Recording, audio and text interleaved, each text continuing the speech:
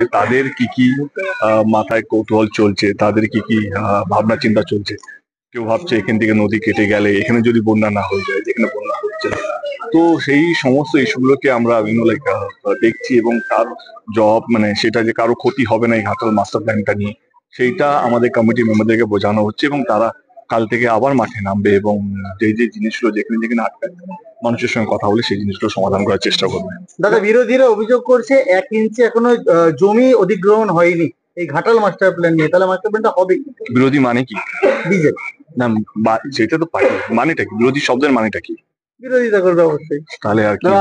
লোকসভার আগে হাতিয়ার করা যেত, তো 26-এর আগে কি মনে হচ্ছে হাতিয়ার করার জন্য কি বাজেট তৈরি করা? আচ্ছা, তুমি তো রাজনীতি বোঝো। এই ঘাটাল লোকসভা কেন্দ্রে 7টা বিধানসভার মধ্যে 6টা টিএমসি জিতেছে। একটা ঘাটালকে একটা বিধানসভা জেতার জন্য কোনো সরকার, যে রাজ্য হোক বা কেন্দ্র সরকার হোক, সে 1500 থেকে 2000 কোটি টাকা দেবে? এটা তো মানুষ, এটা তো সুস্থ রাজনীতির জয়। তুমি যদি একটা অন্যভাবে দেখো, এটা কিসের জয় হলো? এটা তো একটা ঘাটাল মানুষের দীর্ঘদিনের লড়াইয়ের জয়। আর একটা হচ্ছে সুস্থ রাজনীতির জয়, যে ভোটের আগে কথা দিয়েছিল এবং সে ভোট জেতার পর কথা রাখছে। এরকম যে রাজনীতি হওয়া উচিত। কে আজকে ইলেকশন আগে যে যা ইচ্ছে দাবি করে, জেতার পর সেগুলো ভুলে যায়।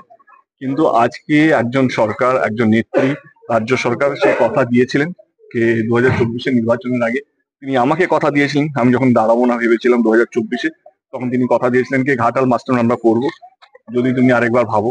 এবং আমার সত্যি কথা বলতে গেলে তখন আমি সত্যি ভেবে নিয়েছিলাম আর আমি দাঁড়াবো না।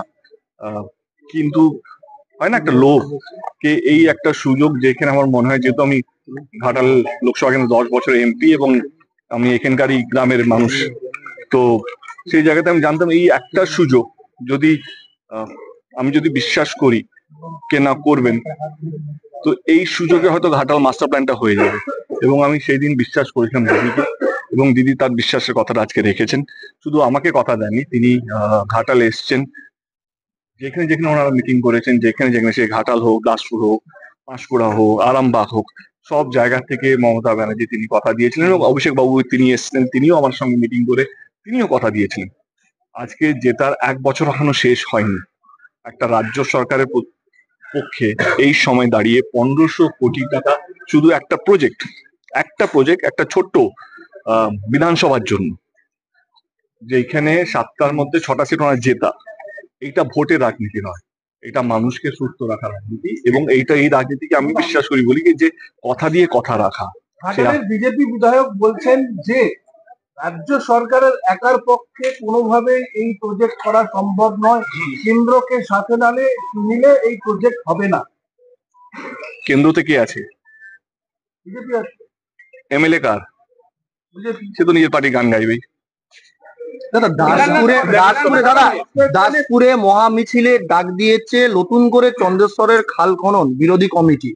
তারা জমি দিতে নারাজ, সেই একটা মহা মিছিলের ডাক দিয়েছে 2-3 দিনের মধ্যে। কি বলবো? তো যদি কোনো নন পলিটিক্যাল মুভমেন্ট থাকে আমরা সেটাকে সাধুবাদ জানাবো।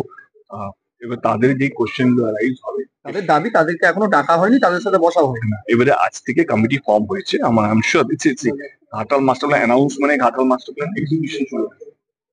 আমাদের একটা কমিটি ফর্ম হয়েছে, কমিটির মধ্যে কি কি ডিপিআর হবে, কোথা থেকে রুট হবে, রুট ম্যাপ গুলো রেডি হয়েছে, কি কি কাজ হবে, কোথায় সুয়েজ হবে, কোথায় পাম্পিং স্টেশন হবে, কোথায় খালকে খাল কাটাই হবে, বা কোথায় নতুন করে নদী কাটাই হবে। এই প্রসেস গুলোই 6 মাস লেগে গেছে। এবারে আমাদের এক্সিকিউশন কাজ শুরু হবে। সেখানে প্রত্যেকটা কৃষকদের কাছে, যাদের জমিন আছে, যাদের কাছে যোগাযোগ করা, তাদের গ্রামে যাওয়া, তাদের বাড়িতে যাওয়া, এবং তাদেরকে বোঝানো কেন আমাদেরকে এই রুটটাকেই নিতে হলো, এবং তাদের যে ভয়টাকে এখান থেকে নদী গেলে যে যেখানে বন্যা হয় না সেখানে বন্যা না হয়ে যায়, তো তাদেরকে বোঝানো কি প্রত্যেক কটা নদীতে আমরা সুয়েজ একটা গেট করছি, কি সেটা পুরোপুরি কন্ট্রোলে থাকবে ইরিগেশন ডিপার্টমেন্টে। অতিরিক্ত যতটুকু জল, যেটা বন্যা না হবে, যাতে বন্যা যাতে না হয়, ততটুকুই জল ছাড়া হবে ওই থেকে, ওই গেটটা থেকে। আদারওয়াইজ আমার মনে হয় কি, দেখো এখনো অব্দি মানুষের কাছে আমরা পৌঁছইনি, কারণ ইটস এ হিউজ প্রজেক্ট। এটা আমাদেরকে সবাইকে বুঝতে হবে। এই প্রজেক্টটাকে রেডি করতে গেলে আমাদের সবাইকে, আমাদের টিমকে, যারা কমিটির মধ্যে, তাদেরকে পড়াশোনা করাতে হচ্ছে, তাদেরকে শেখাতে হচ্ছে যে আমরা কিভাবে প্রেজেন্টেশন রাখবো, কিভাবে মানুষকে বোঝাবো। মানুষের হাজারটা প্রশ্ন থাকতে পারে, কিন্তু আমাদের 5,000টা উত্তর নিয়ে যেতে হবে তাদের কাছে। এই 5,000টা উত্তর কি কি হতে পারে, কি কি অ্যাঙ্গেল দিয়ে আমাদের কাছে প্রশ্ন আসতে পারে, সেগুলোর জন্য একটা প্রিপারেশন টাইম লাগে। আমার মনে হয় কি আজকের দিন অবধি সেই প্রিপারেশন টাইমটা আমরা নিয়েছি। কাল থেকে আমাদের যে কমিটি বা সাব কমিটি আছে, যেটা কেশপুর বল, চন্দ্রকোনা বল, পূর্ব মেদিনীপুর অব্দি, তারা কাল থেকে মানুষের সঙ্গে যোগাযোগ শুরু করবেন, এবং যে যে মানুষগুলো কি কি, যেটা তুমি বললেন আন্দোলনে নেমেছে, আমরাও তাদের সঙ্গে যোগাযোগ করবো কি তাদের তাদের মাথায় কি চলছে, তারা কি ভাবনা চিন্তা করছেন, তাদের কি কি ভয় যে এইটা হলে এইটা হবে, সেই সমস্ত জবাব নিয়ে আমরা তাদের কাছে পৌঁছবো। দাদা, বিরোধীরা অভিযোগ করছে যে দেব বারবার বলছে সবাইকে ডাকা হবে, সবাইয়ের সহযোগিতা দরকার, কিন্তু বিজেপি বিধায়ক বা বিজেপি পরিচালিত গ্রাম পঞ্চায়েত তাদের দিকে ডাকা হচ্ছে না। আজকে শীতল কপাটও অভিযোগ করেছে যে এত বড় মিটিং অথচ বিধায়কই ডাক পেল না। উনি তো বিশ্বাসই করছেন না কি রাজ্য সরকার সেটা করতে পারে। উনি আগে বিশ্বাস করুন কি রাজ্য সরকার করতে পারে, তো সবাইকে মিটিং এ ডাকা হবে। আগে তো উনি বিশ্বাস করুন কি আমরা করতে পারি। আগে তো ওনাকে বিশ্বাস করতে হবে কি একটা সরকার, রাজ্য সরকার করতে পারে। উনি বলুন আমি বিশ্বাস করি রাজ্য সরকার করেন, আমি কালকে ডেকে নেবো।